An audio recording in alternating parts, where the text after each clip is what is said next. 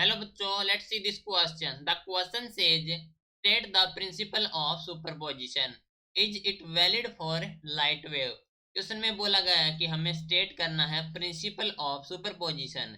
हमें बताना है कि यह वैलिड है फॉर लाइट वेव. तो इस क्वेश्चन के लिए हमारा की कॉन्सेप्ट यूज हो रहा है, that is the principle of superposition. Principle of superposition. तो बात कर लेते हैं क्या कहता है principle of superposition. That mean statement क्या है. According to the this principle कहता है जब दो वेव हैं वो एक पॉइंट पर रीच करती हैं साइमल्टेनियसली यानी कि लगातार, तो जो नेट डिस्प्लेसमेंट प्रोड्यूस होगा उस पॉइंट पर वो हो जाए हमारे पास से vector sum of the displacement produce by individual waves. Okay, that means कहता है कि जो नेट हो जाए हमारे पास है y of net that is equal to the y1 plus y2 plus y3 up to and so on. ठीक है, तो स्टेटमेंट क्या कहती है कि when two waves two waves reach at a point reach at a point simultaneously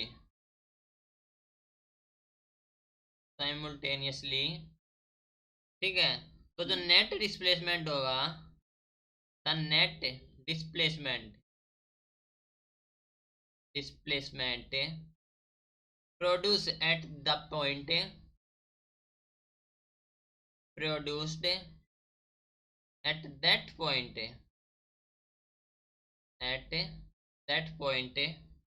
वो जाए हमारे पास है is a vector some of the displacement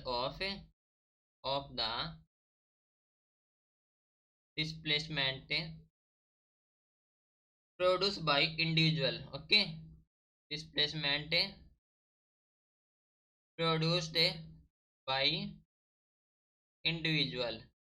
okay, तो वे हो जाए हमारे पास sum of the displacement produce by individual. Okay, उसके बाद कहा गया कि it is valid for light wave, तो इसका आंसर हो जाएगा यस. ठीक है, तो ये हमारे पास होता है principle of superposition for light wave. तो उसमें क्या होता है जब दो या फिर दो से ज्यादा वेव ओवरलैप करेंगी तो जो रिजल्टेंट डिस्टरबेंस होगा वो इक्वल हो जाएगा algebraic sum of the individual disturbance. Okay, तो हम कह सकते हैं कि यस it is valid.